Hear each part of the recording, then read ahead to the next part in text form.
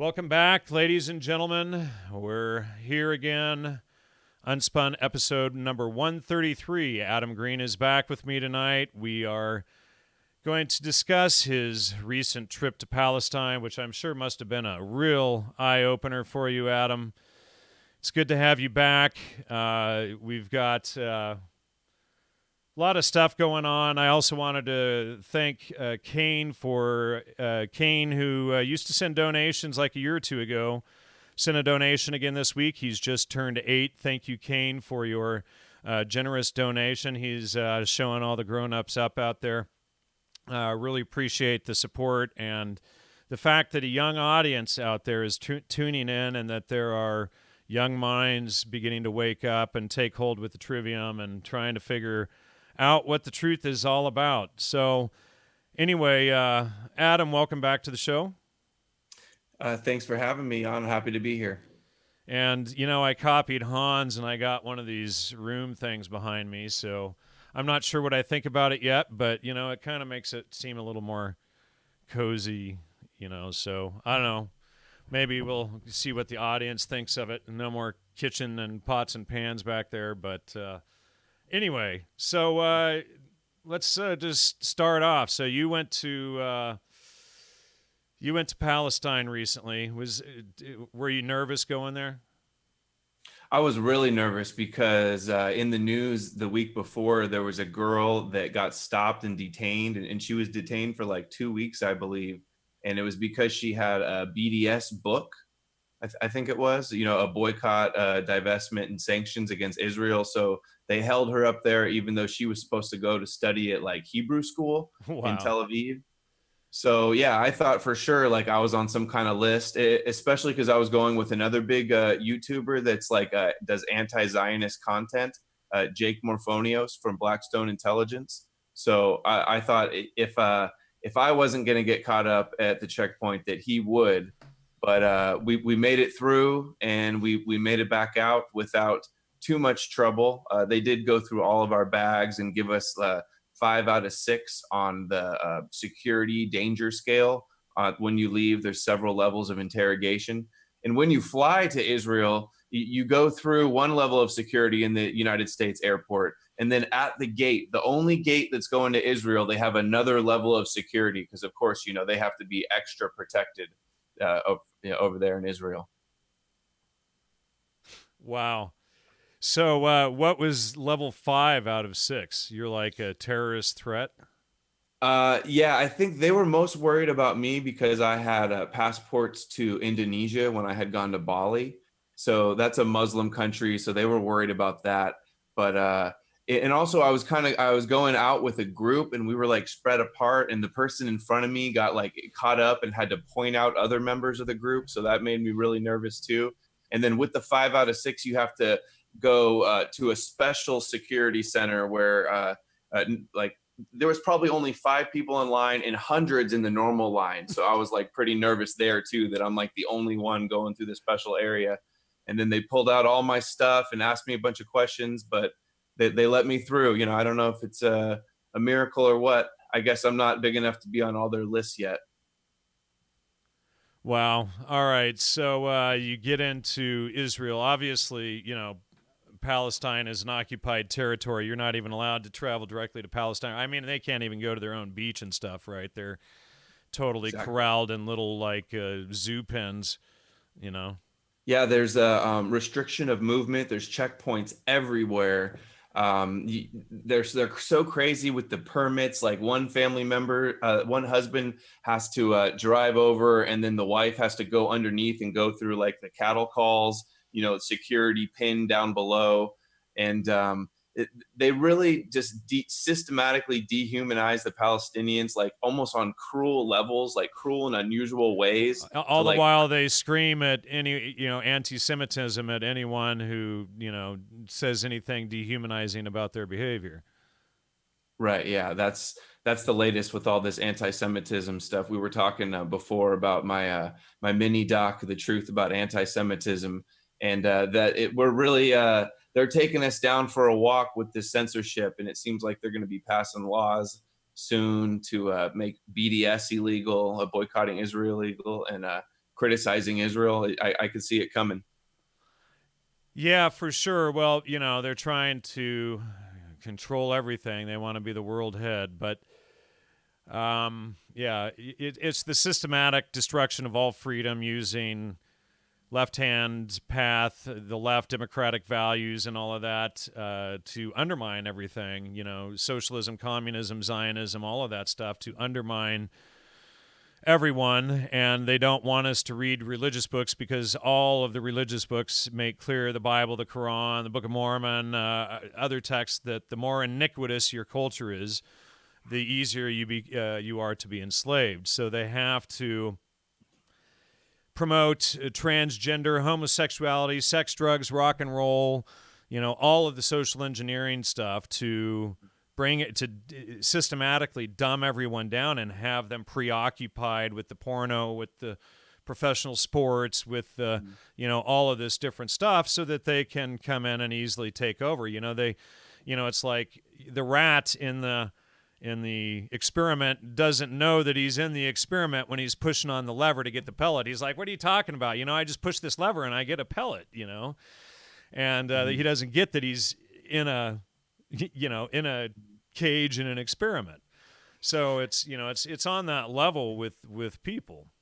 Yeah, we're definitely guinea pigs in an experiment. There's 2 new Netflix documentaries out. One is called not Toxic. It's called Stink or something. Oh yeah, Stink. It's about all the toxic chemicals and all the products of all the big multinational companies, and then all the poison in the food, and then the radiation. There's a documentary out called Zapped. We're just being poisoned on every level. And do you think that all this degeneracy that you're talking about stems from the Sabbatean Frankists and like the redemption through sin?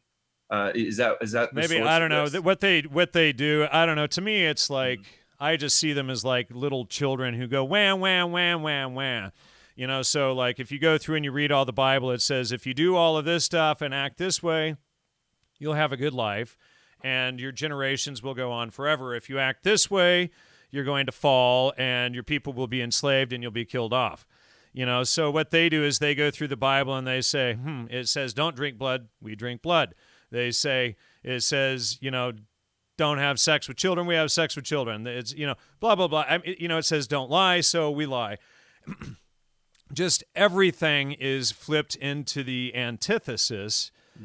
Rather than living in truth, we're going to lie. And it's just you take, anything that deals with natural law and with living in truth, they just take it and they invert it to the antithesis. So this is why I feel like, their behavior is like a small child who, throws a temper tantrum anytime like there's rules in a game or, that everybody has to follow along to get along so that it's fair and, things like that. And so then they just sit there and they go, wham, wham, wham, I don't want to follow the rules. And so they just flip and invert everything and do the opposite. You shouldn't have fornication and pornography, so they promote pornography, yada, yada, yada, yada, right down the list. Every single little thing, you just take it, you invert it, you take it, you invert it. But, so if you read through the Bible, the Quran, all of these books, they go through and they tell you what to do and what not to do. And, they explain all of this stuff. And if you still do it, then your culture gets enslaved. And so this is what you see them doing right now is they promote all of this iniquity onto other cultures, and then you see all of these cultures being enslaved all over the place right now. And we're in the final stages, like what was it? The Atlantic just published, we're at the end of Christian America, and they published that like it's a good thing. But what that means is it's in the fall, and so people think, oh, well, no, that's good, but what built up the culture? What held it together? So we're no longer in the days of Leave It to Beaver. Now we're in the days of, sex, drugs, rock and roll, pornography, iniquitous behavior, bestiality being promoted. They're trying to legalize pedophilia, have as, many this, that, do everything that you want. It's do what thou wilt, do what thou wilt is the whole of the law under love is how they explain it. So anything that's done in love is okay, as Aleister Crowley and the Satanists like to put it. But once you get that it's Satanism, They just take everything and they invert it. So they sell a cheap freedom rather than the freedom. It's like, the liberals want gun control, for instance, but it's guns that gave the liberals the freedom to be against guns. And so they don't even grasp the core concepts of what it means to be free. They think being free means being a Lilith, having, 60, 70, 80 lovers for some women, rather than getting married, having a family, making sure your family tree survives, building something real, so that when you look back as a grandparent, you can sit back and look at your creation, your literal creation. Mm-hmm. And your creation that's going to live on through time. Or were you on the pill, you had 5 abortions, you never got married, you're a communist, you have to be on feeding off of the state because you don't have a family, an extended family to take care of you, etc. And then they get to the end of their life and there's nothing left. They've wiped themselves out. And that's what it actually means to be damned. So your family is just gone. It's wiped out, I've seen you've been doing some posts recently about feminism. Yeah. On Facebook. Yeah, we're getting off topic here, but yeah. So, yeah. Well, I want to hear about the feminism, but all right, I'll just mention it really quickly since you brought it up. But here's one I just made a joke the other day. Demons. From DEMO-N, demon, and then demo, DEMO, and then Democrats, rule by demons, But so here, let me see. No, the one I saw was like feminism is everything that means to be a woman. Right. Well, why is it that feminism undermines everything that's feminine, which it literally does? So let's go through. And then the next post I made a brief summary of feminism. Okay, so nurturing is bad, childbirth is bad, motherhood is bad, being a woman is bad, supporting your man is bad, family is bad, children bad, monogamy bad, marriage bad, home economics bad, being an Eve bad. Communism good, act like men good, compete with men good, hate family good, abortion good, have tons of lovers good, be on the pill good, leave the home good, abandon children and family good, be a Lilith good. Mix outside of your race, I'd say, is another one. That's the real trendy thing that we're seeing so much in the media.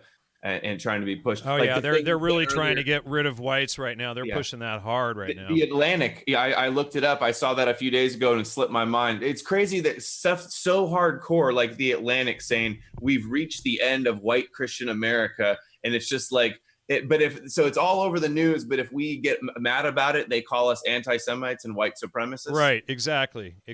So it's always the spin, and it's like, well, we're without a home. We got kicked out of every country, and where we go, it's like a virus, and everybody hates us. It's like, and so they invert it, they flip it, right? So well, why? What behavior? Let's change the subject. What behavior were you doing, Judas's, that got you kicked out of every country on earth? Now, if you're at a party and you're not causing any trouble and you're chill and cool, are you the person that gets kicked out, or is it that's the person that's fighting or doing stuff to the women or whatever the case may be that's causing trouble, harassing people, being an obnoxious drunk, etc., and interfering and exactly, or is that person who gets kicked out? And so if you start thinking a little critically, okay, wait. So you're telling me that it's just a virus that follows these people around wherever they go, and they're innocent of any wrongdoing. They don't worship Satan. They don't lie constantly, Satanism. They didn't spread the plagues. They don't spread iniquitous behavior and degeneracy and alcohol and pornography and drugs and everything else. They're just totally innocent. You haven't mentioned my two worst grievances is the wars and the rigged banking systems. Usury. And then there's the child sacrifice and vampirism that we haven't even brought up, right? And so, so were you doing that behavior?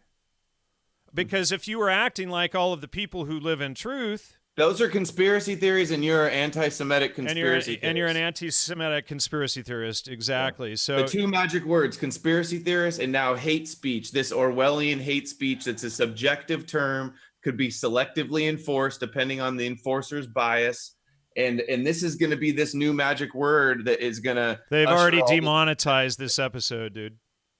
Oh, I'm sure. Yeah, my name is probably. Yeah, have you seen the new Al Jazeera documentary about the Israeli lobby? All the ways that they're integrated with all of the social media, the ADL, the SPLC, Israel, with all their top technology. I have Um, not. Oh, it's sickening in the way that they're people online, independent YouTubers, independent journalists. They are attacking us 7 ways from Sunday online, and they say it in their own words. They do psychological warfare on us, like drip, drip, drip. Keep us occupied, keep us busy, so we're not focused on exposing what they don't want us to expose. Well, exactly. And then everything is inverted. It's like when you get it, okay, so, is it Holocaust denial is anti-Semitism, they'll state. Is it really? Well, if I research it, and I'm a forensic researcher, an expert researcher, when I research it, there's no evidence for it. I mean, there's evidence of the Bolshevik Jewish, massacre of the Russians and the gulags, and there's evidence of the Jews spreading the plagues, and there's court records going back 500 years for this stuff, and court records going back 500-600 years of human sacrifices and stuff like this. But if we talk about any of this stuff, Abe Foxman would label it anti-Semitism when we're discussing the facts. But see, the issue is you discuss, and this is why they don't want people reading the Bible, because the Bible explains all of their tricks so that you avoid them. The Bible's anti-Semitic hate speech. Jan. Well, they actually do call the New Testament anti-Semitic hate speech. They call Jesus the first anti-Semite. Why is that? Because Jesus went around exposing the tricks of the Jews, and they killed him for it. And they say that we're anti-Semitic when we say that they're into like blood rituals and blood sacrifice. Oh, it's been debunked. Libel. It's been debunked. It's pseudo crazy. They're still doing it. They're talking still about doing the red it, heifer, right. and they're doing the circumcisions and the red heifer. Right. With Let's talk about the moil, and let's talk about adrenochrome. We know that the moil sucks baby penis after the circumcision to get the adrenochrome from the adrenaline rush from putting the baby into shock. That's sick. The first I've heard that. It's blood. It's blood ritual, and the Bible breaks down in 17 or 20 passages, which I just showed on the vampirism episodes, about not drinking blood. So again, with the wham baby stuff, the Bible says don't drink blood. So what do? They drink blood. The moil comes in, and they're drinking the blood from the circumcision directly from the baby's penis to get the adrenochrome, and they get high from it. This is why there's stories coming out now of kids in Asia boiling tampons. No joke. It's so that they can get a rush off of it. And when you go through the Bible, it explains all of the vampirism stuff and all the blood ritual worship and all of that. And this I was watching your episode on that, on the vampirism, and I think that's where I heard that the show. What's that? The druggie, the movie, Hunter S. Thompson. He says he got adrenochrome from the Satanist. Yep. I heard that. I was like, whoa. Well, that's like, he was a Satanist. I mean, that's kind of, he was, as far as I can tell, he was CIA as well. He was at Frank Olson's house right after the murder. It's like Hunter S. Thompson shows up as a journalist, obviously to spin the story and to control the narrative like they always do. You got to always have the narrative control, because apparently Frank Olson was going to blow the whistle on, I suspect they were testing different methods of spraying LSD and or maybe mercury-based poisons, and they used Pont Saint-Esprit, France as a test zone, and they poisoned the whole village there, and then 5 or 7 people died from it. The town went crazy for a couple of weeks. Some of the people never recovered, but that was all part of the research going on there. And I think, that he was going to blow the whistle, and they offed him for it. But, it's interesting, and as his son, Eric Olson, did that series on Netflix recently, it's like, you didn't do a series on Netflix unless you're on the take. So apparently they got Eric Olson to flip back. I've heard from others it was a garbage show and total spin of the facts, but I wouldn't be surprised for a second that they got Eric Olson to turn on his own father and family. Yeah, I've done several videos breaking down some hardcore propaganda Netflix against 9/11 Truth and against like the anti-white agenda. And but just recently they had two amazing documentaries that came out about the poisons, how they're poisoning us, and with the Wi-Fi and the radiation, the cell phone towers. So it's weird. It's like they're telling us the truth on the place where they're giving us all the propaganda. And the Obamas are connected to Netflix too. Yeah, well, that's when I canceled my account, was when they did the contract, and I recommend everybody do that. I mean, it's bad enough that all the mom and pop movie shops that they've wiped out all over the country, but if you think about it, you know, uh, you know. What good did the Obama administration do? None. I mean, the country is the worst that it was ever after him. It was just a wreck after him. And then, now we have to deal with contracts for the Obamas to propagandize us with crap shows that we already know are garbage before they even put it out. And not that it wasn't, always social engineering like somebody just posted there. I totally agree with that. It always was. And you can see the agendas in the movies. Like every movie has to have a transgender or homosexual in it now. And it's like, oh, come on, It's just, it gets old, or multiracial couple or this or that, and it's like you see the agenda of them planning the stuff. And this is why, unless you're studying it to understand it, why you should kill your TV and Netflix and all of that, because if you're not competent or far along enough in your studies to be able to spot this stuff, it can be weaponized against you. So anyway, let's get back over to Palestine. We only talked about Palestine for a second, so let's talk about this school you went to in Palestine. What was that like? Yeah, I just posted today a video, Palestinian refugee schoolgirls speak out. So we visited in the West Bank. There's a refugee camp that's funded by the UN. And we went to the girls' side of the school and we chatted with some of the girls who were in 7th to 9th grade that were like elected the government of the school by the rest of the students. And they were just like, pleading to us, like, please, why aren't you doing anything about Trump? He's cutting our donations. Kushner got them to cut the humanitarian refugee budget, while we give billions and billions and billions to Israel to do what they're doing in Gaza and wars, illegal nukes and stuff. But now they're cutting these young girls' budgets so that they can't even have anything. Completely broke. So what was it? What was it like in Palestine? Were you ever? Did you ever feel in fear for your life being there? Only at the Israeli checkpoints. All the Palestinians were so like way more Americanized than people would imagine. Very welcoming. A lot of them spoke English. Everybody was happy to like take photos or was like waving and saying welcome. A lot of people wanted to comment about Trump. A lot of people, some of the guys commented about Ivanka too. So they're kind of paying attention to our politics because it's so relevant to what's going on with them and the living under occupation of the Zionist state.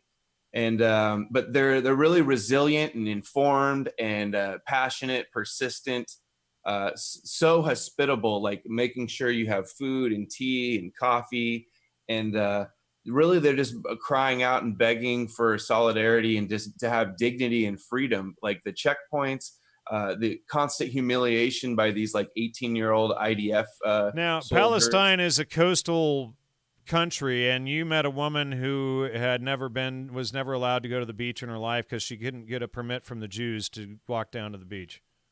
Right. Yeah. If you don't have like a Jerusalem and you're not of the right family, you're not going to get permits to travel around in Palestine. And we're talking, it's not like there's just like the Israel area and then the West Bank is all Palestine. The West Bank has settlements, illegal Israeli settlements that have been voted illegal by multiple UN resolutions. But the US just keeps vetoing it and protecting and enabling and funding all of this to happen. The blood's on our hands. And this latest Al Jazeera doc, the lobby, they're bragging. All these APEC and Jewish lobby people are bragging that they have bipartisan control over Congress and they have all the think tanks. So they're doing all of the creating all the policy, and then they control the public discourse. They got the three pillars: the lobbying, the think tanks, and the controlling the media with the public discourse. And they control the country, and they're bragging about it. And Trump's top campaign contributor is an Israel firster. AIPAC ran his campaign. The Democrats are just as tied into AIPAC and the Jewish lobbies too. I mean, it's a serious, serious situation, and we're getting to a point now where we can't speak out on any of this. We can't even use their own words, their own headlines in videos without being censored by the very censors that we're criticizing. Yeah, and like I said at the beginning of this show, they've already demonetized this episode, so I greatly appreciate all of your donations and support. Go to the logosmedia.com website or click on the super chat button down there, or there's a Patreon button up there in the top right that you can click on. It'll take you there. Also, Adam, how can they reach you and donate to your cause? My YouTube channel is No More News, and that's like knowledge, KNOW, more news. And then you can just Google No More News, and then you can find my YouTube, my Twitter, and the Patreon and PayPal is the best way for any donations. And everybody really needs to support. I support a lot of independent media that I value the content of and that I watch, because I know that everybody's it's like a David and Goliath, what we're up against right now with the censorship. It's not an even playing field. The stack is the odds are stacked against us, and we need support, or else we're not going to be around to be spreading this information. I have been blocked from Facebook twice in the last 3 weeks for posting that transgenderism is a mental disorder, and that there's only two genders. And today I posted a medical doctor, a woman, Michelle, what's her name, who's the head of the American College of Pediatrics, talking about how the whole transgender agenda is child abuse. And so I wonder if they will, try to shut me down for posting a medical professional, Michelle Cretella, and it's on transgenderism. A mental illness is not a civil right. And she's the president of the American College of Pediatrics, and she's been out trying to expose all of this stuff, and she's got, a couple of videos out there that have gone viral. But, I mean, we're going to live in a world where you can't say anything that might offend anyone. It's going to be a bubble wrap world of political correctness where only white males are allowed to be hated upon. Oh, absolutely. Absolutely. And what another thing I posted the other day was, does your life suck? Instead of taking responsibility for your behavior, blame a white male, So it's becoming, the social engineering is just so egregious and so obvious. And the majority of the public are just so oblivious to it. And thank you, Anthony and Alfega and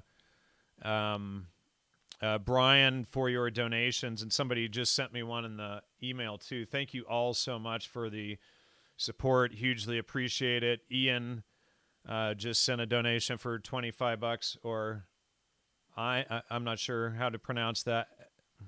Lion, maybe.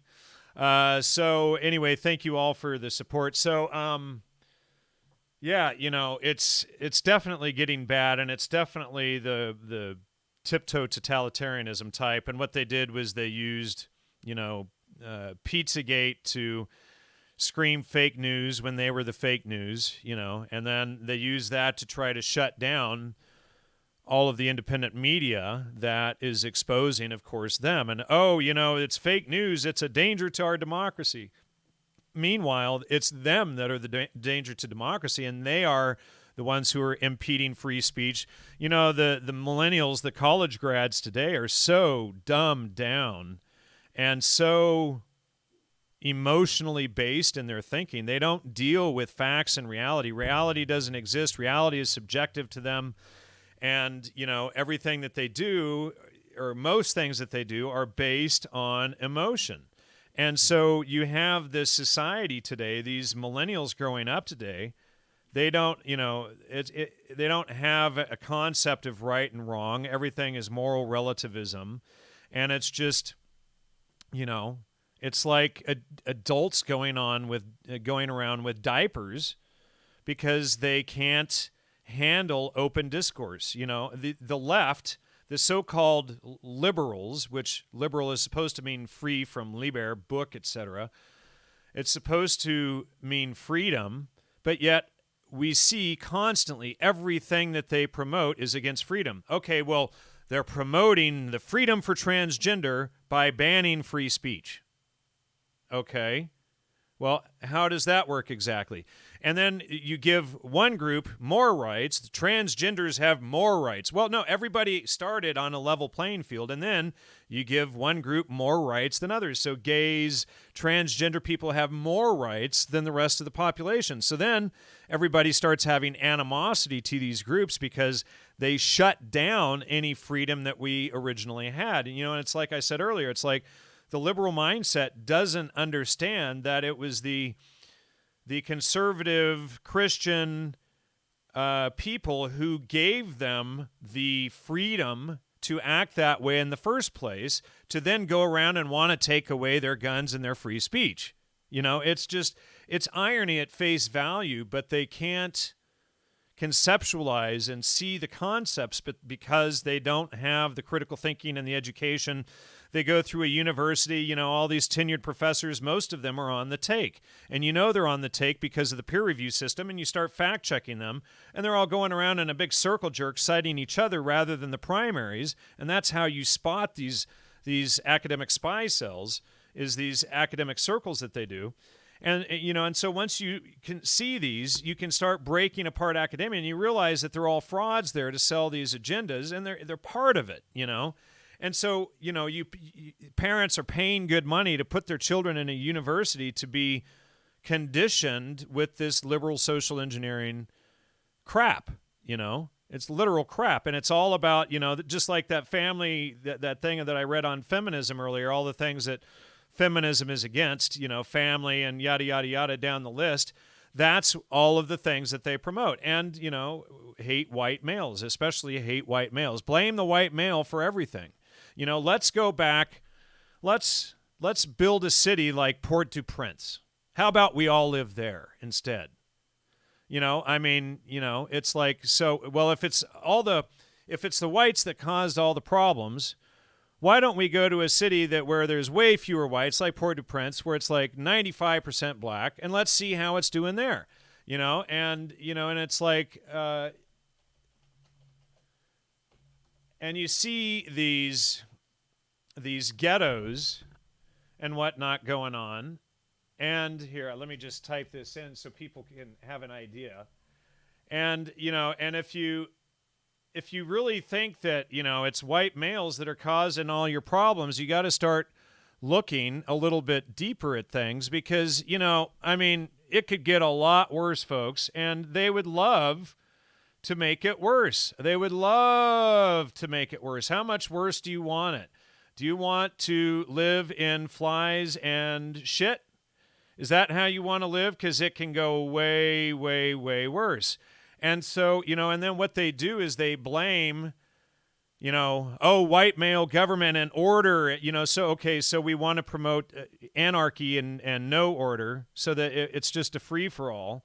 And then we see the degradation and destruction that goes along with it all the way, and we shouldn't read religious texts. We shouldn't know what other people think, even if you don't want to believe what these texts say. You should at least study them so that you understand what they say, Why, at least have an iota of intelligence to know why you dislike what they say, rather than just saying, well, Christianity's BS because, you believe somebody floating in space. And when that's not at all true, and then you actually read these texts and you go, oh, wow, everything I've ever heard from other people about these texts or against these texts, they were lying. And they also hadn't read them, And so when you get that, or they're Satanists and they just go through the text to invert everything, and it's just so, Speaking ridiculous. of inverting, I wanted to, you mentioned that earlier. I wanted to point something out. On Palestine, Alex Jones, the Zionist shill, inverting the truth for the Zionist state. I have a clip of Jones saying the Palestinians want to infiltrate and overthrow your country. That's what they always do. He says the Palestinians infiltrate and take over countries. Yeah, if that's not an inversion, I don't know what is. And also the way that they're trying to use this hate word to invert on us when we're the ones that have the moral high ground. We're the ones that have the truth here. They're the ones that are censoring us because they're suppressing their opposition. You know, they can't have an honest debate in any conversation at all. So we're the ones that have the moral high ground, that are in the right here. And we're doing this out of love, and they want to spin it and say we're hateful. We point out their supremacy, and they Yeah, call us it's like we point out their hate and their racist tactics, and they're putting down all of the Goyim races, and then we're accused of being racist for pointing out their behavior. You know, it's like they do all of this anti-Germanic stuff, you know, and they blame the Germans for this whole atrocious lie that they've spread for 75 years now. And then if you point out the fact, you're an anti-Semite. How does that work? Wait, huh? You know, and they literally just invert it. So, you know, it's like the Holocaust is the only thing that's illegal in most countries to research and investigate and question the official storyline. You can go to prison in many countries for questioning the official historical narrative. And when you get in there and you start actually researching it, the grammar is very, very lacking, you know, and they've manufactured a lot of grammar over the decades. But, you know, you get in there, you know, I recommend people looking up a documentary called Buchenwald, A Dumb, Dumb Portrayal of Evil, and watch that, you know, and that is the grammar. I mean, he's going line by line through the court records, through the documents, through the research, through the books, and showing it on screen. And another one that he did is 1/3 of the Holocaust. And if you go through all of that and you just study it, you realize how everything is, you know, once again inverted, you know. And it's like, wait a second, you kill millions of Russians and Germans, like 1.5 million Germans were killed, and how many Europeans were killed, but yet the Jews have managed to take the control, the patent, the claim for, you know, the only people that suffered in World War II. It's like, okay, so 180, 200 million people die, but then only the Jews, you know, suffered. And then meanwhile, the Jews killed, you know, 5, 10, 15, 20, some suggest 60 to 70 million Russians. Somebody should look up the statistics and find out like the ratio between deaths in World War II and number of museums. I'm sure there'll be quite the hockey stick on that one.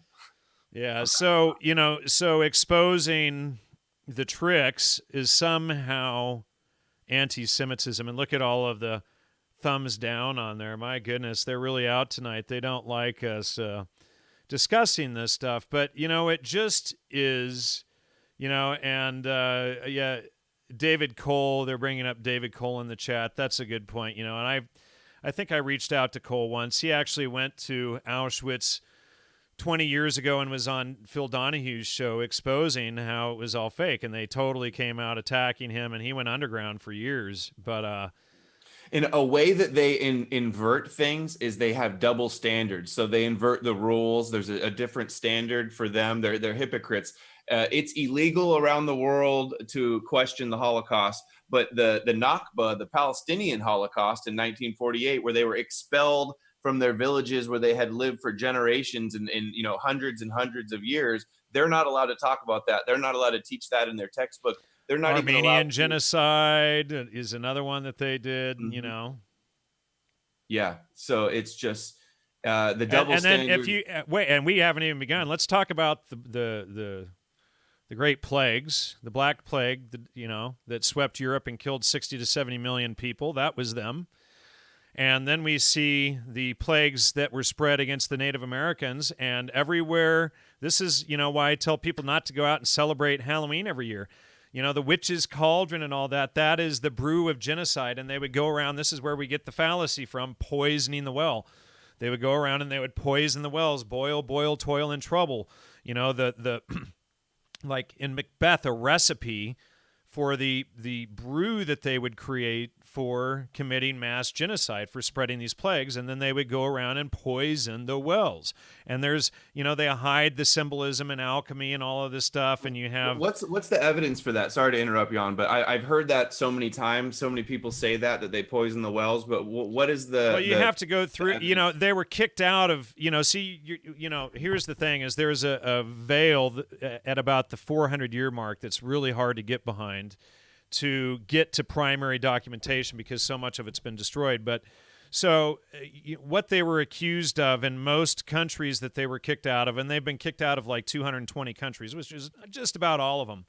So they were accused of usury, of sacrifice of children and Christians, and of spreading the plagues. And so, when we were researching the Salem witch trials, you had the Pequot War, and you had all of these different things going on. And what you would have is the same scenario, and you would have these Marranos or crypto Jews, essentially. They would go around and hide just like Salem, all of the events at Salem, those were crypto Jews, and the whole thing was blamed on Christians. Every time Salem is brought up, the Christian, well, that's an example of Christian hysteria. Ha ha ha. This is why Christianity is bad, even though the Christians didn't do it at all, and the Jews did poison the girls. They were poisoning the town with mercury and other stuff. And then, this whole thing breaks out, and they were, you have child sacrifice and stuff appearing there too. And then you have these people involved in Salem, involved in the Pequot War, and the Indians see these guys going down the canoe in, strange Indian attire, but they didn't know who they were. And then, days or weeks later, there would be an outbreak. And you have this in the stories of Cortez, and you have this in for instance, in the Florentine Codex. I think it's book 12 of the Florentine Codex, which was written by Friar Sahuagin, who is Jewish Marrano by coincidence. But they show up there, and then you have a plague spread among the Mexica there, and oh wow. Thank you so much, Anthony. Anthony donated $100 tonight. Wow, I really appreciate it. And so you have the plague spread there and smallpox, and then shortly after, Cortez, Marranos, and his crew, like a third of his crew were Marranos, and then they go in after the people have been wiped out, and then they take over. And so you see this systematically everywhere they go. So I don't have documents to prove it. What I have is a pattern that I've seen through research that happened systematically everywhere they showed up. And then, given the rest of their track record, there was one step additional to it, and each time they did it, the white Christians were pointed at and blamed for the whole thing. So they're Marranos, they're conversos, they converted to Christianity to hide because of their actions, because of spreading the plagues and doing this stuff. Then they end up in the Americas, and we have a repeat. But because now they're Catholic priests or friars or whatever, they're hiding behind the veil of Catholicism and doing the same thing. And then the Christians get the blame for the actions. You see how that works? So it's just like the Puritans. The Puritans, they put on a veil of Christianity. They commit all of these crimes, do all of this stuff, but then Christians take the blame for the next 326, 327 years. So it's the same tactic, and this is just how they blame the white Christians over and over and over throughout history. They invert the history of it. But you can go through and you can read, all of these professors. Like I said, I think nearly all tenured professors are on the take. And it's because of the peer review system, and it's this circle jerk of research, because they all cite each other. So they have to know that their work is corrupt. They're either incompetent as professors or they're on the take, because, when you dig down into the primaries and read the Florentine, read these documents, you constantly see this behavior of them, controlling the narrative by constantly citing each other, but not the facts. So then when you go down into the primaries and check everything, their whole charade, comes undone. And it happens so many times. But, so with Tartary, you have the world's largest empire that stretched most of the northern hemisphere, and it collapses. And then they systematically, for the next couple hundred years with Joseph Scaliger and all, they're rewriting all the history, like on the shows I did with Jacob Duhlman on Scaliger, and they're rewriting all the history for the next 200 years to cover up this huge country, this huge empire, Tartary, and it was Christian, and it spread across the world, not because, they were violent, because they believed in truth from what we can tell, but again, they wiped everything out and rewrote it. So you have a veil there at the 400-year mark when you're going backward into time, and it's really hard to, and this goes for anything. There really is no history beyond 400 years old. So whenever somebody tells you something is 1,000, 2,000, 6,000 years old, total bullshit. We have no idea. The Dark Ages, in my opinion, were manufactured and inserted, never happened, totally bogus, and you can just delete the Dark Ages out of the historical narrative entirely. What's some of the highlights from the Dark Ages you're referring to? Like, as in what sense? Like, I mean, that weren't true, that are made up. Well, the whole thing didn't happen. You just collapse that whole 1,000 years. You just collapse it, remove it.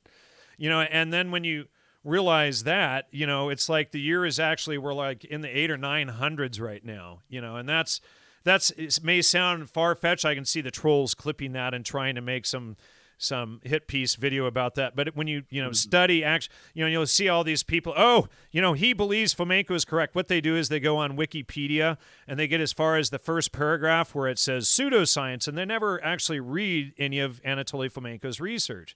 They can't deal with his actual citations and work. So what they deal in is superficial attacks and name-calling and ridicule.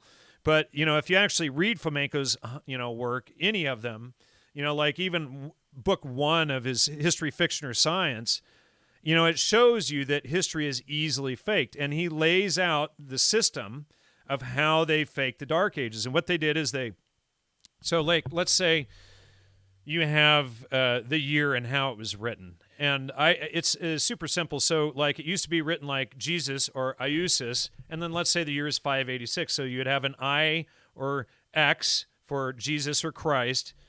J didn't exist until a couple hundred years ago.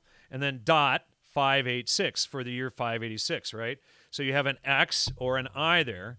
Well, if you wanted to insert a Dark Age and rewrite history, all you would do is remove that period between the I and the 5, and you have 1586. Insta 1,000 years created, right? And then so same thing with an X. X equals 10, right? So then you change the X to a 10, you have 1586, insta 1,000 years.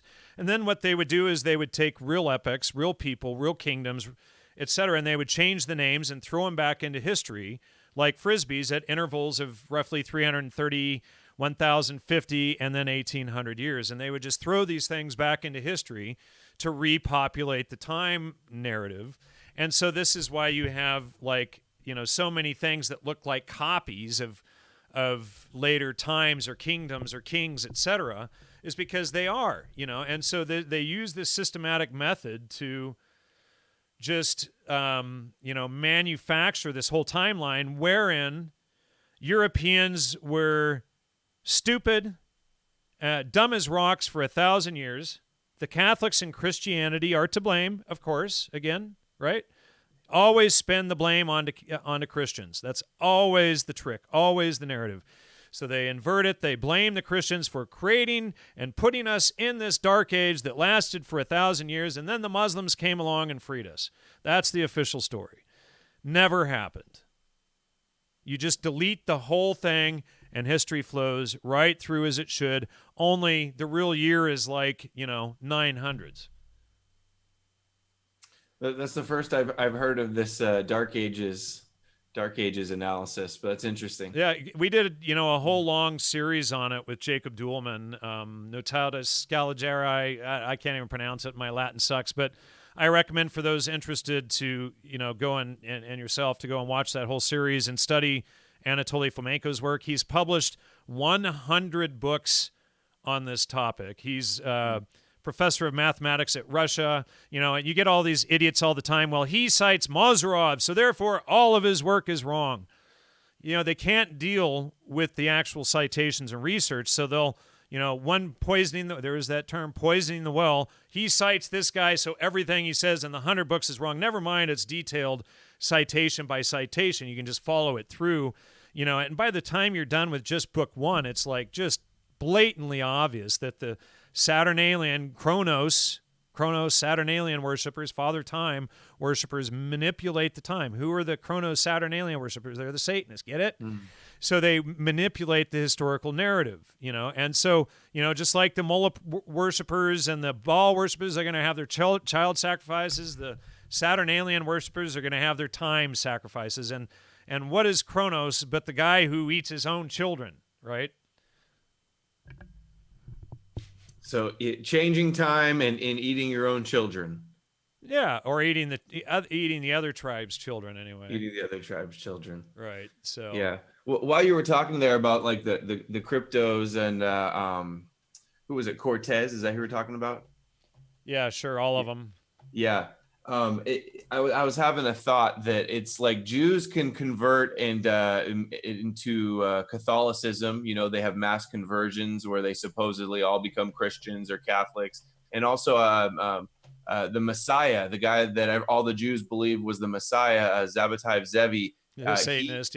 Well, he's didn't the inverted. He turn into a Muslim? Yeah, but he's the inverted Messiah. You see, they even invert that because, they take everything that's in truth or logos and they invert it. So, if Jesus is the ultimate representative of a man, an alpha male living in truth, and you're supposed to exemplify that in your life, they're going to do the exact opposite of that. So the person who's the dirtiest and darkest and, the most manipulative and did the worst things, he becomes their Messiah, right? It's the exact inverse. But to finish, like the dynamic of the three Abrahamic religions, like Christianity and Islam, are all about like converting more and like growing to, having everybody be Christian or everybody be Muslim. But the Jews, it's like you have to be born a Jew, mother a Jew. We're very tribal, very inclusive, not just like letting people convert easily at all. So the dynamic there kind of sets up so that they're more likely to be able to manipulate and infiltrate the other religions to play them off one another or to subvert them for their benefit. So how long are we going? Does it end at 6 or we can end whenever? I mean, okay. It used to be an hour long. I don't know that I've probably done like 1 hour long show in the last year. Yeah, you want to hear one more highlight from the Palestine dude, trip? we keep segueing way. No, it's fine. It's fine. Hey, let it flow, man. I've been talking about it a lot and doing videos, but Hebron is another place I visited in the West Bank, one of the oldest cities, known cities in the world. And at the ancient Palestinian market there, they have to have gates above because the Palestinian settlers have a small minority in this city that used to be all Christian Palestinians. Now it's Muslims. They have their settlement right in the middle of the city, and it's like they piss down their urine and their feces, and they pour bleach and throw rocks down that they had to put to protect the market goers. Little kids walking by, they had to put a fence to catch all that stuff. And the IDF knows that they do it, and that there's always like there's homes that are thousands of years old in Hebron where the IDF in Israel shut down the main road, and the only way to get out of their house where they've lived for generations is out the back window through a ladder. Like that's the level that they're stealing land in Hebron, in the West Bank that should be Palestine's territory. And that's also where the Ibrahim Mosque, where Barak Goldstein massacre was. 29 people murdered, and a bunch more were murdered in the streets after. And their answer to that murder, where the guy went in and shot a bunch of guys, Muslims worshiping.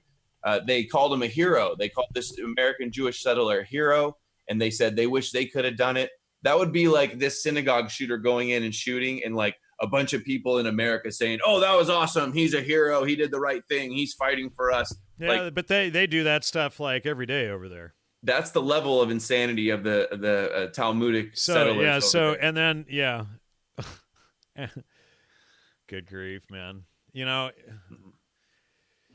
Oh, good grief. Yeah, what to even say about all that? The inversion is just so ridiculous. It's people are slowly starting to wake up, but it's such a slow process, and They don't It's an want. inversion. Like we're arguing and fighting right now, saying like we should have the right to be able to criticize Judaism and Israel and stuff, and they're trying to take that away and censor it. Yeah. But it's not just that we should have the right or that we're entitled to, or it's that we have the obligation and the responsibility. Anybody that's not speaking out about these things is essentially an accomplice or just a disinterested, apathetic minion. Yeah. Thank you, Ernesto and Caigo, for your support and donations. Ernesto, awesome. Thanks for the $50 there.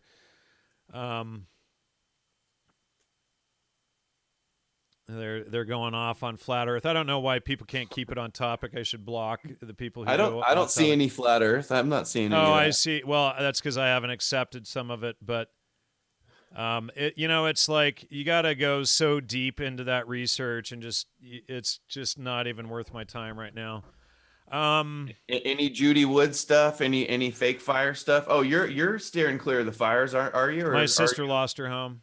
Oh, that's right. Yeah, so and thanks to all of the listeners who sent support to my sister this week. In fact, she has a GoFundMe, and I posted it up on.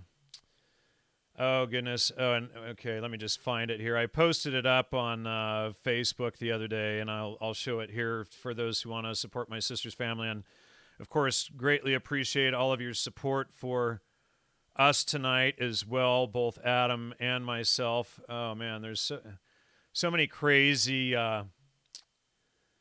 The trolls, Crazy. man. Deny, deflect, degrade, deceive. That's the playbook that they're following. Yeah, So yeah. everybody, everywhere, everything you read in the comments, all over the internet, take with a huge grain of salt. So here's the fund for the GoFundMe for my sister's family.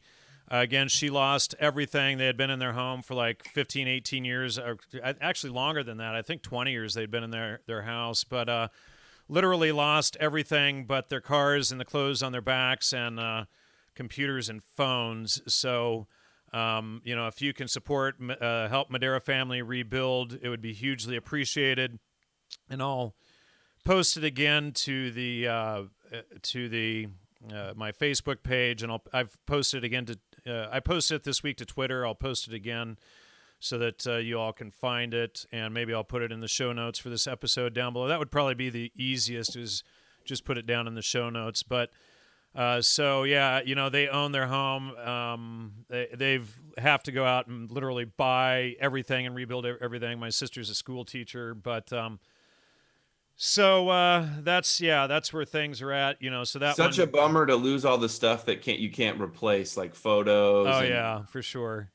And she had a bunch of like my grandfather's family heirlooms and stuff in the house, and that was all lost. And so like this desk right here is a family heirloom. My grandfather built that. So my son will get it, etc. As long as as long as this house doesn't go up in flames. I was evacuated up here in 2003 during the old fire.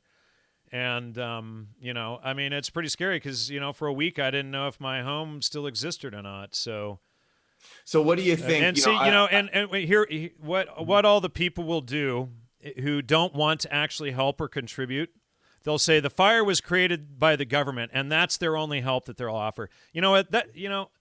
Rather than saying stuff like that, still, my family was impacted directly by it.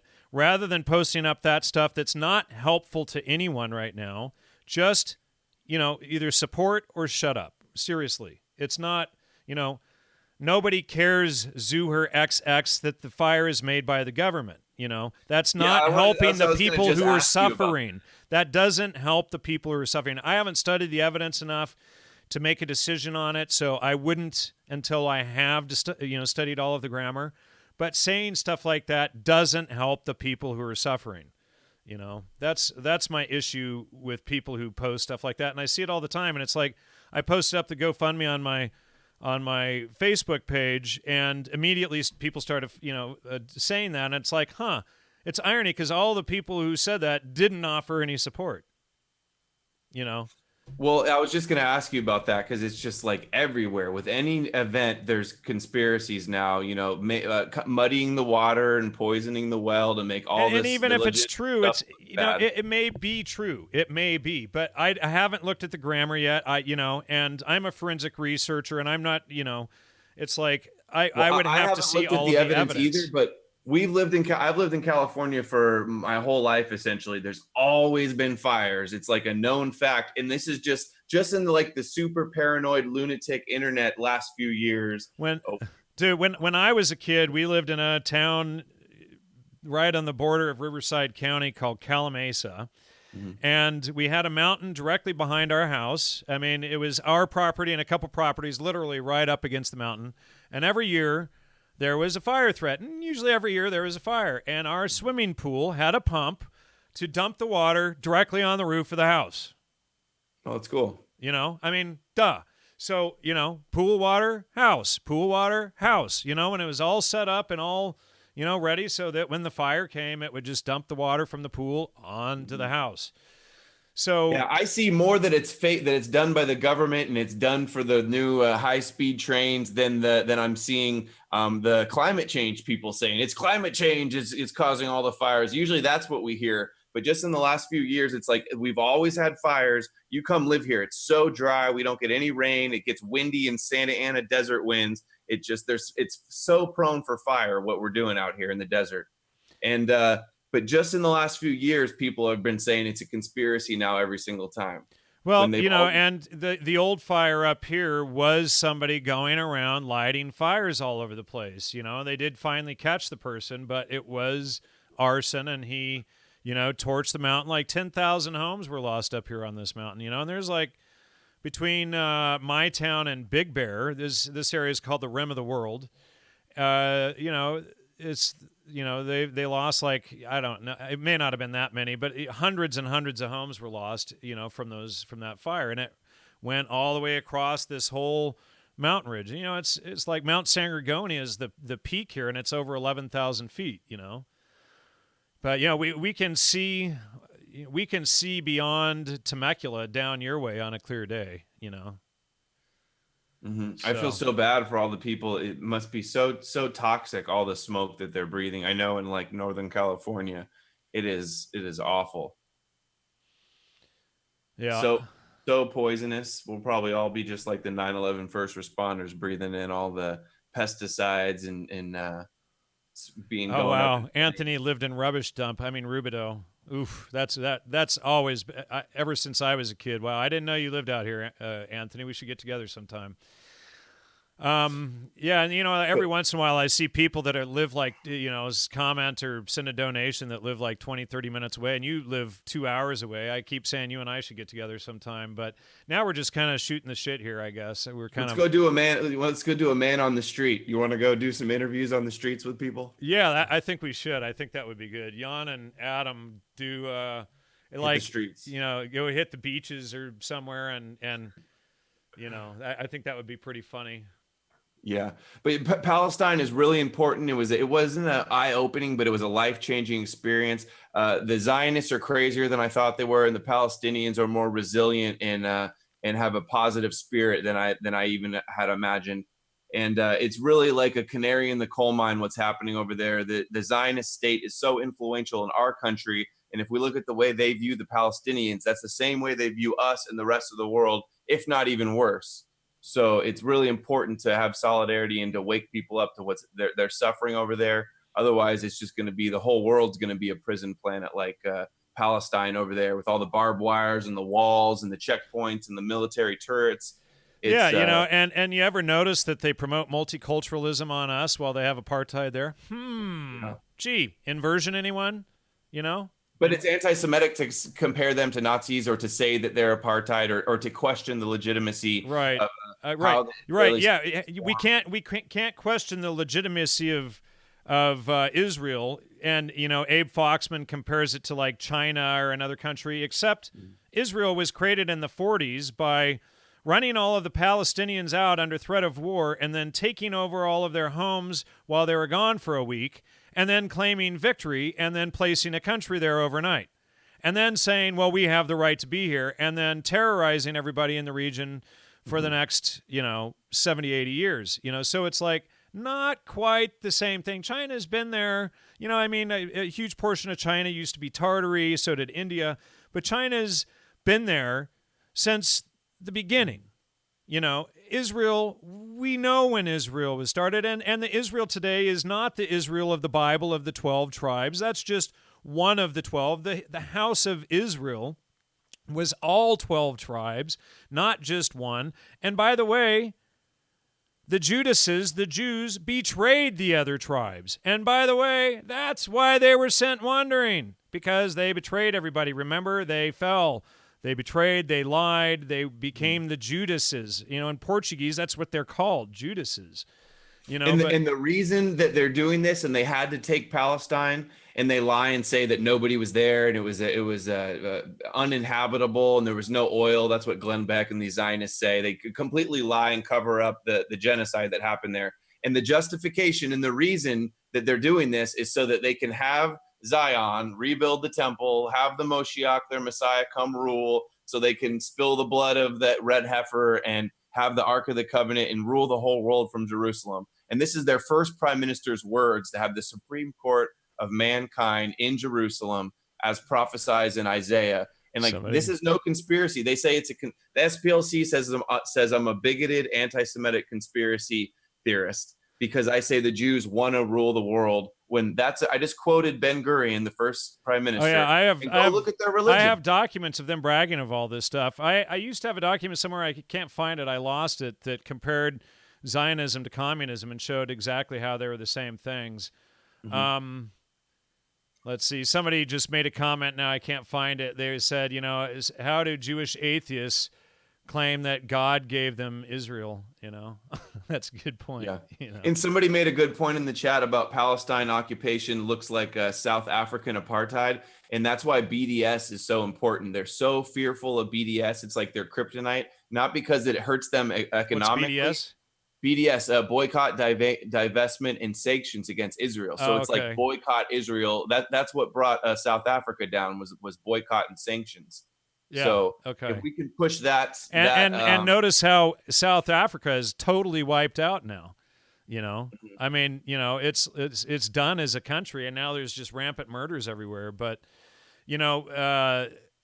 and that's a whole other subject. I should probably do a show on South Africa, but it's not quite the same as Israel. There's a lot of propaganda that's been propagated by the West. It's not the same. It's not exactly the same, but we also learned that the academics in Israel study past colonial right. So that's why they're so empires. afraid of the boycott. So, I mean, what you want to do, everybody, is invert their inversion and boycott Israel. Simple. Mm-hmm. Another way we inverted them is we invert the ADL with the GDL, the Goyim Defense League. We point out their racial supremacy and their censorship and their crimes. Right. They want to point the finger at us. We'll just spin it right back on them. And I'd love to see the ADL do a hit piece article on the Goyim Defense League when we are the straight inversion of what they are. Hear that, Abe?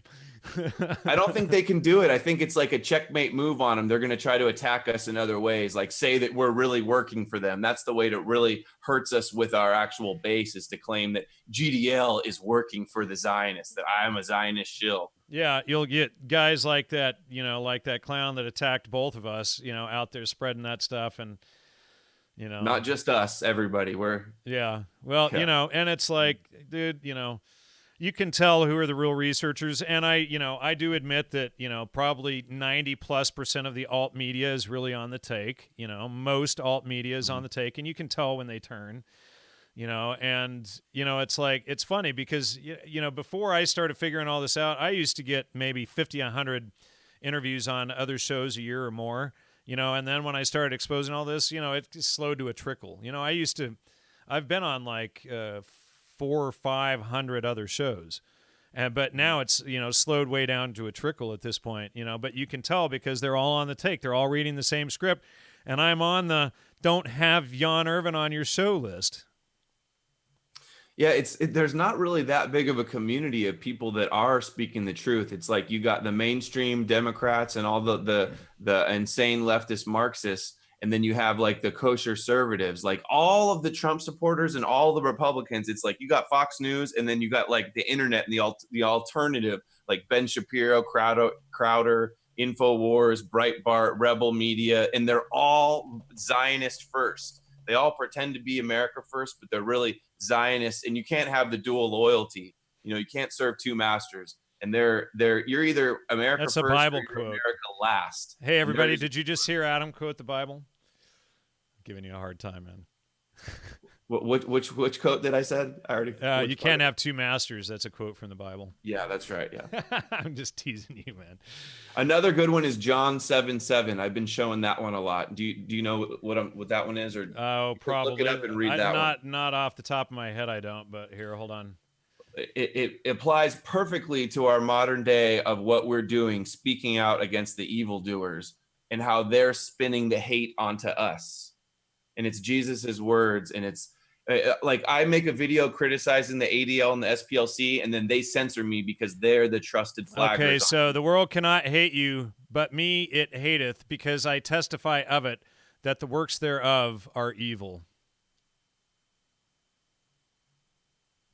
Exactly what they're doing now, having the world hate us, saying that we're the hateful ones when we point out their evil and their wrongdoings. Oh yeah, and just for having the word Palestine in the title, they demonetized this episode. So and give out your PayPal and whatever again too, so we can get more support. Yeah, everything you can find with follow me on Twitter at @no_more_news. And No More News on YouTube, and also the backup channel, because any of us can get taken down with a snap, and we have to look out for one another when we're under censorship, because they can knock any one of us down, but as long as everybody brings them back up, we hang together or hang separate. And I do recommend people go through my channel and download all of the videos too, so that you have a backup copy of it, because that way they can never get rid of the work. It can, back in the day, and thanks, Zuer, for the apology. I appreciate it. But back in the day, we passed everything around on cassette tapes and paper. So, if we have to, we go back to that. But that's how we did it for years and years. Back in the 90s when I was an activist on the streets, that's how we did it. So just, download everything, people, and have copies of it. And that way, if it goes down, of course, I'll try to set up other channels otherwhere and re-upload everything. But there's 300 shows I've got to upload, on the video side. And I do, just so everybody knows, on the Logos Media website, I do keep an audio backup of all of the shows over there. So even if they shut down the channel, the website will still have all of the audio there, so at least you can still access the archives and everything there. And yes, a lot of it is behind a paywall for memberships, because we have to pay for all the research that we do. So, those of you who hate me for, putting, shows 3 or 6 months old behind a paywall, stop being a little communist crybaby and, support the show. It's like, it's always the people who don't donate and support, and they'll say how much they get out of my research while they refuse to support it. So the reason why I haven't had, well, obviously YouTube has commercials on there, but we never had commercials and whatnot on the show, because it's always been a listener supported show. I didn't want corporate underwriting and all that stuff, and I've always kept it clean that way. So I'm going to start selling supplements and flashlights and not fleshlights, I hope. Flashlights, yeah. I could start with that. Yeah, that's the biggest most popular podcast in the world is sponsored by Fleshlight. Yeah, and I need to do that too. I need to, in fact, this is one of the old Trivium shirts I still have. Ooh, bright glare there. Oof, good grief, there it is. But it's like. Yeah, order the shirts, whatever. I don't, I think Cafe Press doesn't even pay me. I don't think I've even gotten a check from Cafe Press in 2 years. I need to switch, to a t-shirt company. I tried to get shirts printed somewhere else a few years ago, and the guy was a total jerk, so I didn't end up having it done. But I need to create some new designs and get some of that stuff going. I need to get, some of these book and article projects done too. But really appreciate all the audience support and donations and love. We honestly can't do it without your support, and because we didn't take the money, you don't get the big, $6,000 checks that the CIA likes to pay out. It's like when you start a podcast, if you say everything they want, they'll send you huge checks. And after a while, you catch on. Whenever I say what they want, I get big donations. If I don't, the donations cut off. And after about 6 months, you figure it out when you get into podcasting. It's like, wait, so that's how they try to, get everybody corrupted when they start into alt media. Listen to this, what you just said right there. I just heard the other day a pretty big YouTuber that has like a interview and a debate show called The Public Space. He admitted to it's called JFG. He admitted to Richard Spencer that he got $25,000 from Epstein, from the pedophile Epstein, donated $25,000 to him, and then he said that he'll take money from the devil. And Richard Spencer was like blown away, like, oh my gosh, I can't believe you're saying this. Well, yeah, that's, whenever, for those of you who don't know, here's how the system works. May as well lay it out. I've probably laid it out on the show before, but when you start a podcast, what they do is if you're doing shows like early on, I started out doing psychedelic stuff, right? And I was a researcher and all of that. And then I was interviewing all the guests for that huge 1,000-page book project that I never published, because while doing all of those interviews, I realized that they were all dirty and that I was in the middle of this hornet's nest. So I stopped promoting all of that, and I turned and I exposed it. As soon as I did that, any large donations were immediately cut off. Any, right? Whereas when I was doing all those shows on psychedelics, they were always in $6,000. It's like out of Saunders' book. I forget the title of it. Culture, Cold War, or whatever it is. But in there, she talks about how the CIA likes to pay out in $6,000 amounts. So you get $1,500, $3,000, or $6,000 donations, right? And it's like, But as long as the shows were along those topics, those donations happen. And then like 8 years ago, when I started publishing and exposing Gordon Wasson and all that, it all cut off.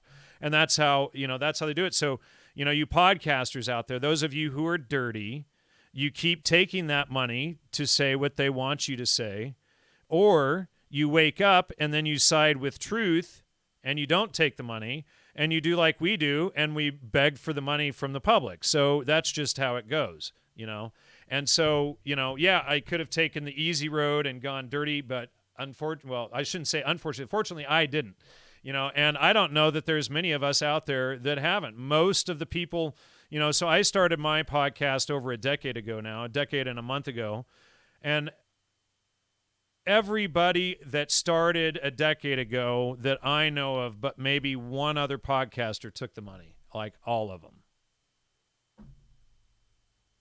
And here I'm not still a lot of good sources. Here I'm still living in this crappy, tiny mountain cabin, doing the show in my kitchen with a screen wall here, to hide the kitchen now. Ooh, fancy! Yeah, I understand everybody's paranoia, wondering that if that guy's a shill, can I trust them? Because there's so many agents, and that's working to their advantage because they know that if they do the COINTELPRO and the cognitive infiltration like Cass Sunstein, that it's going to create paranoia and it's going to create uncertainty. It's going to cause infighting, and it's going to just screw up any kind of union and consolidation. People coming together to actually make a big difference. And and that's why we put the Trivium out over 9 years ago now, because it shows you exactly how to fact check and do things. So, is Jan Irvin dirty? Okay, well, check the citations and the work we're doing. It's super simple to figure out if someone's dirty.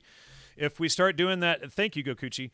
If we start doing that circle jerk thing like I exposed in the Spies in Academic Clothing article, where we all only cite each other and don't get down to the primaries, and then you check the primaries and we're lying about that, that's how you know if we're dirty.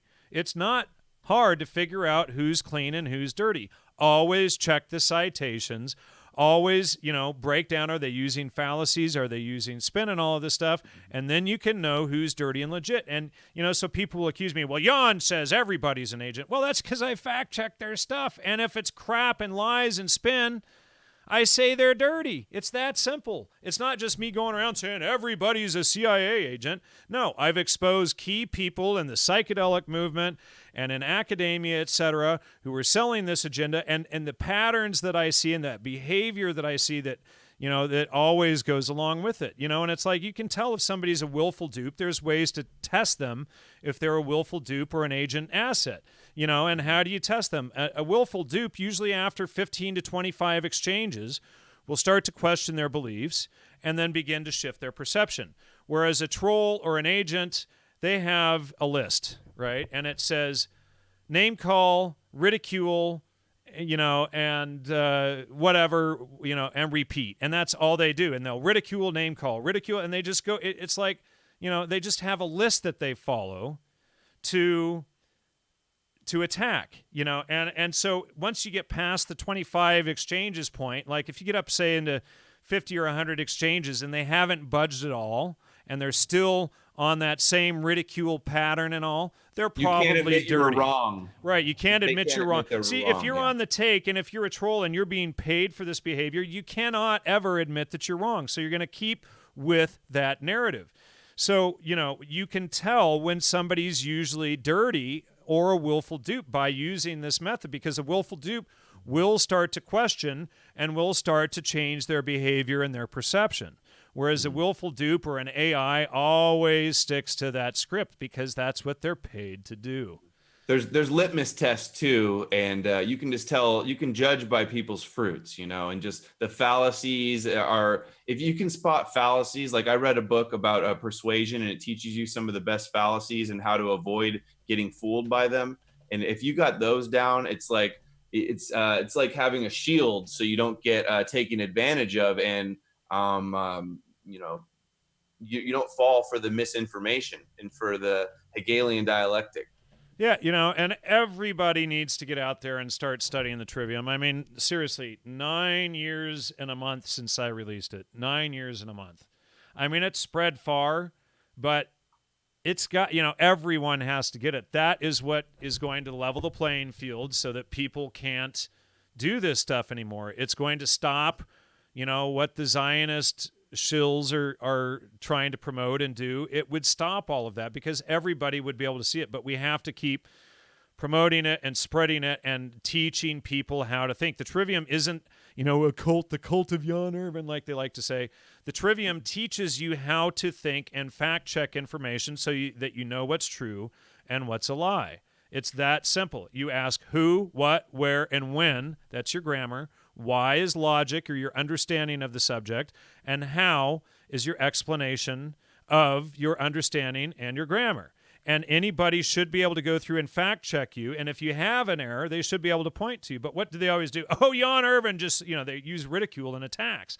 They don't address the citations and the work. It's like these pathetic morons who, Jan Irvin thinks Fomenko is legitimate. Oh my God, ha ha ha. I read the first paragraph of Wikipedia and I didn't crack a book, And it's like, we did, 6, 7 shows showing Fomenko's work correct, and we corroborated it by completely different methods that Fomenko didn't use, by different citations. So, it's like, we don't agree with him just because. We agree with him because we've actually researched it, unlike the morons who attack us who haven't.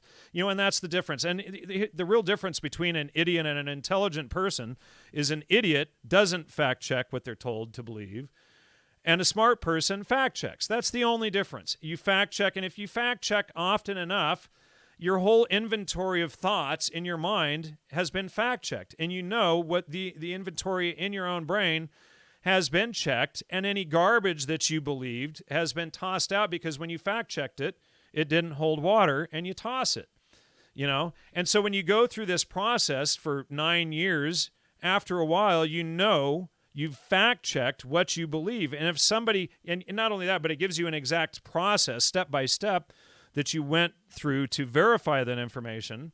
And then if anybody has new grammar or whatever, it's simple to go in and check it against what you've already gone through or show them how it's wrong or whatever. But, most people think with their emotions, and they think that their emotional, that their feelings are as valid as the facts. They're not. They're your feelings. Your feelings don't matter to facts. It doesn't matter if you're upset or if it makes you feel bad or whatever.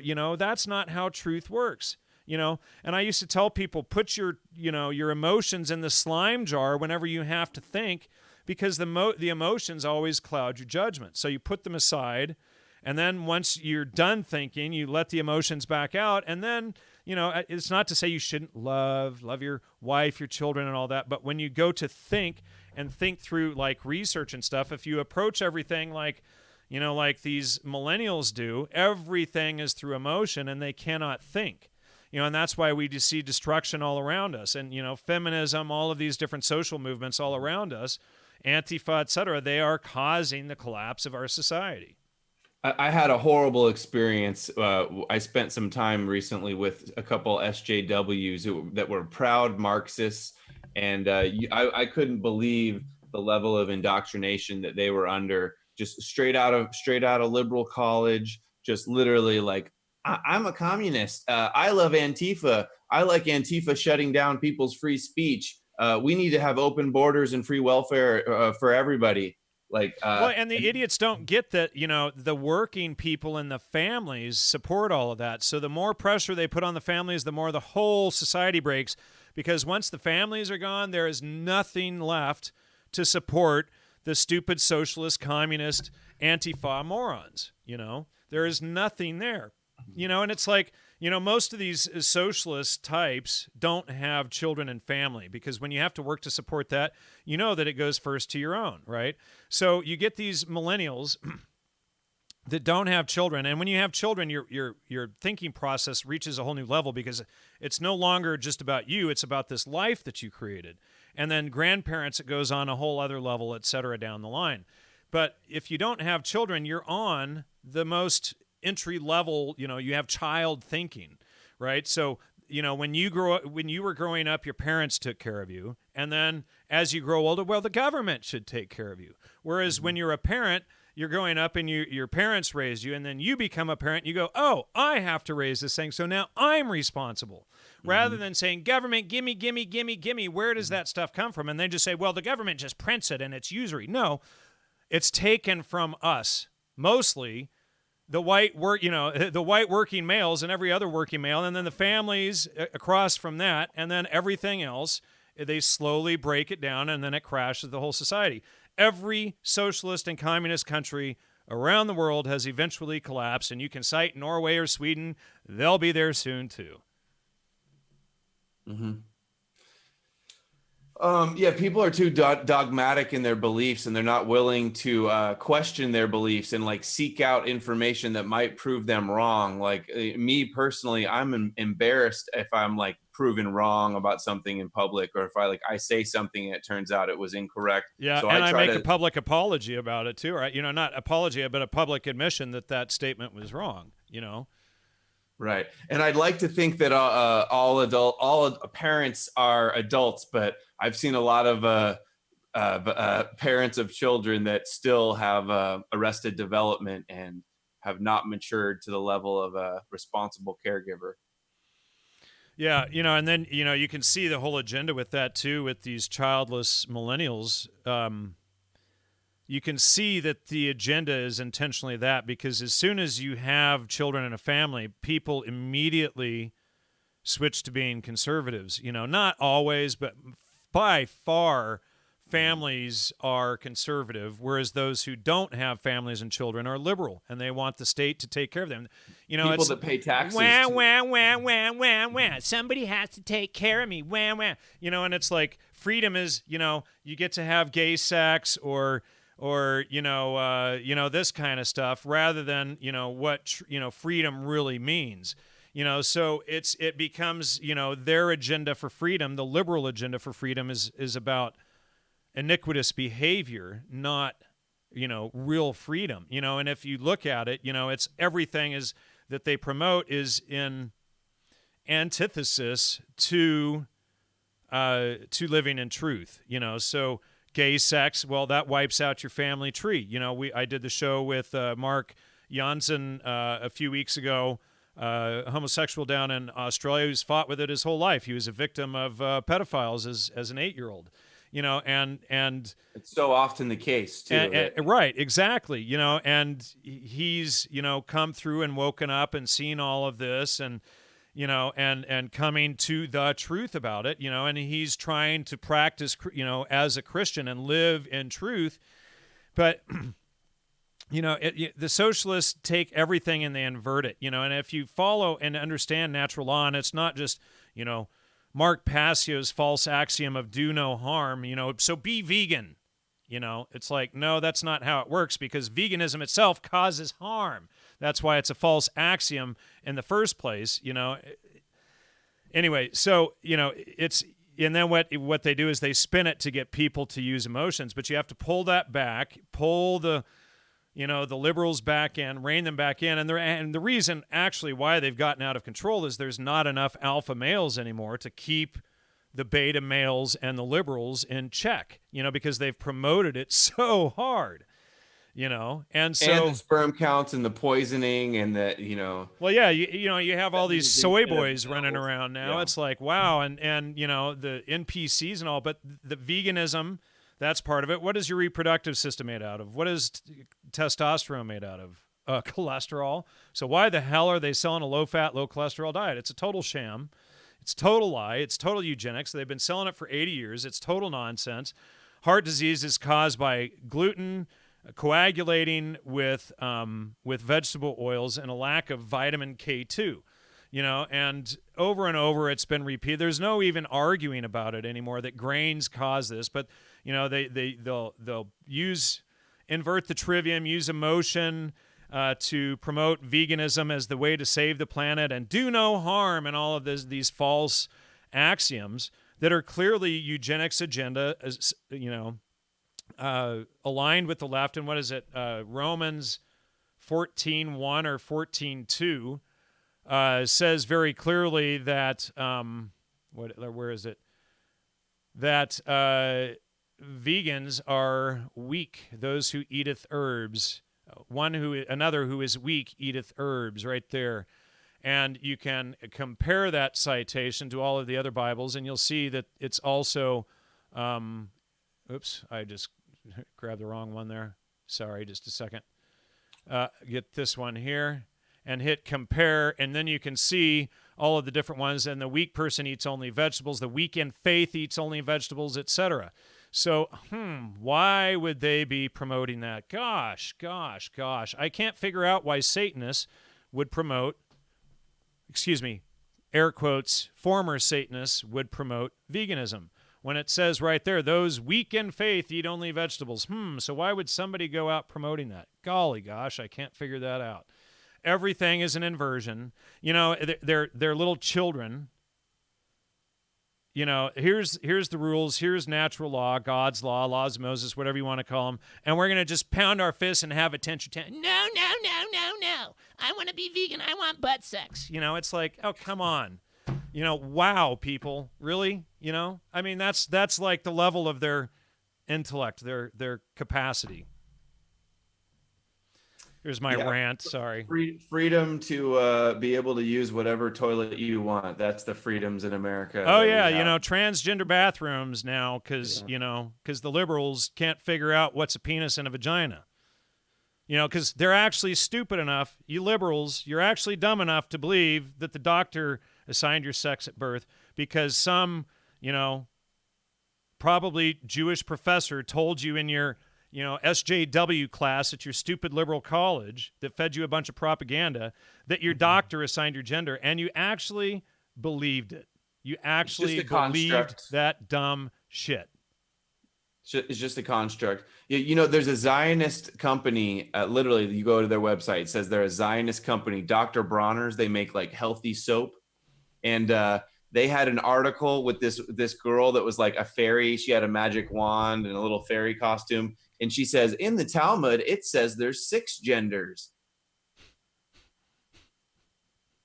And that's what they're like you said, on the shows. It's like in the public, in the population, it's such a small percentage, but like in the movies and in the shows, they're making it so prevalent. I saw an article just the other day that one school somewhere had like double digits transgender children in the school. They know that promoting it over and over again in TV and in the magazines and making it cool, all the Hollywood celebrities are like, all their kids are turning out to be like this cisgender stuff. They are making this the new trendy, cool thing to do. Well, at least it wipes out their own family and kids, though. I mean, they promote this shit. They should at least, I mean, I shouldn't say that to their kids because they're obviously victims of it. But like, wow, yeah, it's total abuse. I mean, they know what they're doing by all this. It's See, not just look at this. We have some idiots in here like this Vianosis. Jan loves his strawmans and ad hominems when it comes to veganism. No, I was a vegan for many years. It nearly killed me on my son's 3rd birthday. I've researched it, done many shows on it. I've exposed the low-fat, low-cholesterol agenda. I've exposed how all of the staples of the vegan diet, the grains, the legumes, all of that are poisonous. And these people are still too dumb to get it. So sorry, Vianosis, I'm calling you out. You're too stupid to get it.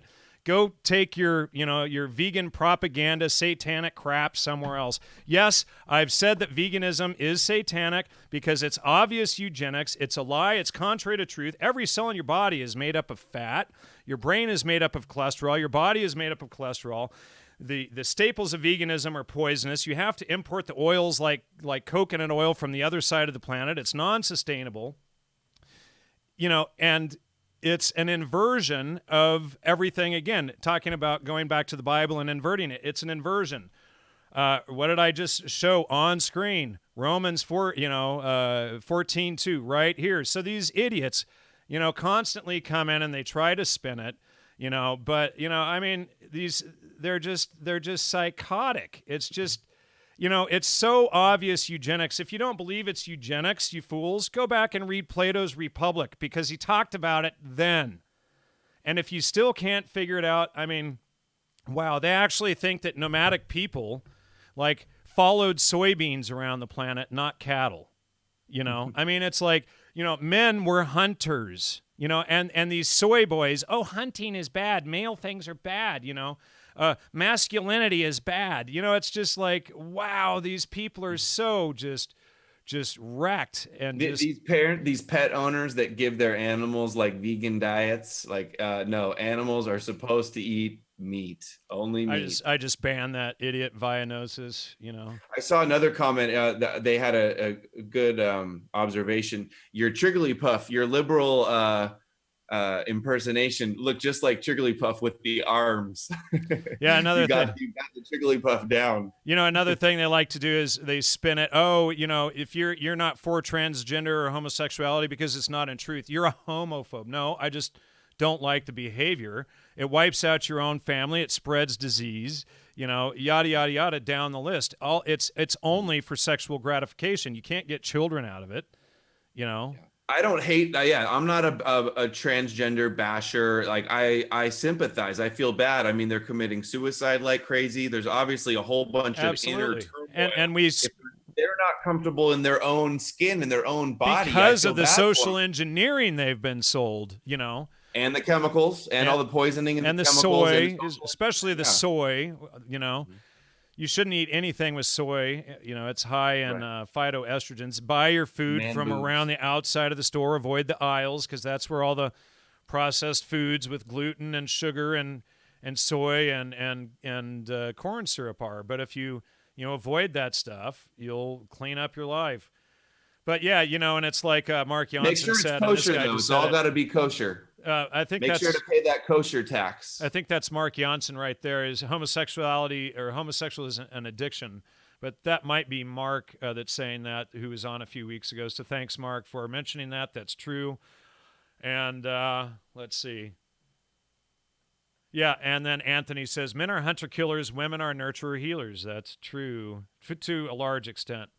The issue is when it gets into witchcraft and stuff. Man boob, yeah. Man boob. Yeah, he says it's me. So cool, Mark. Glad to see you tuned in, and hope you're doing well down under. But I don't really, we're an hour and 40 minutes in here. I don't really have anything else. We're just kind of rambling on Yeah, different subjects. yeah. I'm ready to wrap it up whenever you are. I gotta still get dinner. Yeah, me too. So anyway, Gonna go get my soy fill, in. I'm gonna get some edamame and some, get some Yeah. processed food and some wheat snacks and All I've eaten all and then day was blame the bacon. white male for all of my problems and my health. You ever notice how like these trans people tend to be like obese or like very beta, and then because people aren't attracted to them for their behavior, then they go into this trans thing because then they have acceptance, and then what they do is they force the acceptance of their lie onto everyone else. Well, the obesity thing I think is like a physiological, biological thing because they have hormone problems sometimes that can mess with the gender bending. Yeah, well, and that's from the low-fat diet. You have to have a high-fat diet, and then that stuff, will naturally reverse. And it's mostly city dwellers too. Jan has a meat addiction. Me too. All I ate today yeah. was bacon. I had 5 pieces of bacon this morning. I love bacon. So after nearly dying on my son's birthday from being a stupid vegan, I like meat and I love my ribeye steaks and every man should have at minimum 5 or 6 eggs a day, and you'll notice such a huge boost in performance and thinking and sex drive and everything. But Yeah. are you the Hopefully David Duke? we won't die from heart attacks. That's what they tell us. Sometimes I feel like I'm gonna have a heart attack covering this info. Or reading the trolls comments. Just kidding. The trolls are flattering. They're my favorite sometimes. Mark says 4 eggs. Jump it to 5, dude. And if you really want to push it, go up to 8 or 9 eggs a day. That's when you feel really good. You did veganism the wrong way. That's what all their arguments are. It's always that same stupid argument. Like, like I didn't take all the supplements and import the same coconut oil you did from Asia, you idiots. Give me a break, man. I think Trollmaster 666 might actually be a troll. Who would use an avatar like that? Who would put a satanic avatar in their username if they weren't actually a satanic troll? The internet and YouTube is so infiltrated with sock puppet accounts and fake accounts. Like, and I know a lot of people are just creating dummy accounts to go on here, but it's like there's so much of that they could definitely be having like Mossad and every government around the world. Any PR company can have bots. Like how almost everything is probably a lie in the comments. Yeah, I know some of these people, but yeah, you can tell the ones that are the frickin' trolls. It's like these poor people, it's like you couldn't get a life, you couldn't get a real job. You're a POS, and what do? You go around and troll for a living. I mean, like, really, like you are the lowest scum of the earth next to pedophiles, and you take pleasure in the suffering of other people and causing online strife and trying to mislead. I mean, it's just like, what kind of psychopathic piece of shit do you have to be to actually take a job like that? It's just, wow, and I mean, and then the higher level trolls are the ones that are academics and whatnot, and there's different scales of them, but, they take pride in misleading people, into creating limited hangouts and stuff, and, oh, yeah, we're going to attack Jan because he speaks out against the vegan eugenics agenda and has exposed it for years because it almost killed me. Duh. And Inquisitor has it right. Veganism is why Jan's hair thin. That's true, and it actually came back a lot after I quit being vegan. And that's actually shown in the Kalahari Desert Hunter videos that you can find on YouTube. But yeah, it's bad. Speaking of hair, I saw a comment earlier that they need to start a GoFundMe so I can get a haircut. So thanks for that. God, why don't they just send you a nice donation and shut their trap, Yeah. Yeah, I'll cut my hair. Is that the real David Duke? I doubt it. I've tried to get David Duke on the show, and he never answered. He said he would come on, and then he never followed up for the appointment. So, yeah, I talked to him on Twitter once too. I was trying to get him on and haven't heard back from him yet. He's Yeah, I'd like to ask him a few things. I've heard he's still kind of supporting Trump. That's what some of his, because he does a lot of good work, but also some questionable things is what I've been hearing. Yeah. Supporting Trump still. Yeah, and of course they make him out like they love to bring out the KKK thing and all of that. And of course that was run by, well, the same group we've been talking about this whole show. Hmm. So I don't know. I would like to know if that's the real David Duke. You should go back and reply to my email that I sent you like 2 years ago to follow up, dude. So if that's really you. But anyway, All right, ready to wrap it up. I ready to gotta wrap it I up. gotta get Good going. night, But thanks for everybody. having me on. I enjoyed the talk. It's always good to. I'm used to watching you. It's nice to be able to like have a back and forth and chime in real time instead Yeah, of just. definitely. So I've seen a bunch of your shows too, and thanks. I'm sure the Palestinian Girls School. Thank you as well for doing that video today that you put out, and thanks for Yeah, helping help me expose share that that. around, guys. Yeah, I posted it to my Facebook page. So anyway, thanks for all your support, everybody. Please support the show. We're one of the few who actually do this stuff. He says, "Yeah, bro, it's me." But anyway, who knows if it actually is? I'll have to check out the channel. And if it is you, David, shoot me an email through the logosmedia.com contact page, and I'll follow up with you. If not, we know you're a troll. So thanks, and good night, everyone. Thanks for your support. Hey, Adam, how can they support you again? No more news. Just Google no more news. Find the PayPal, the Patreon. Every dollar helps. I can't do it without the support. And you can donate from PayPal directly. If you use your friend's thing and donate, then PayPal doesn't take any, and it's just contact@logosmedia.com. So thanks, everybody, and good night.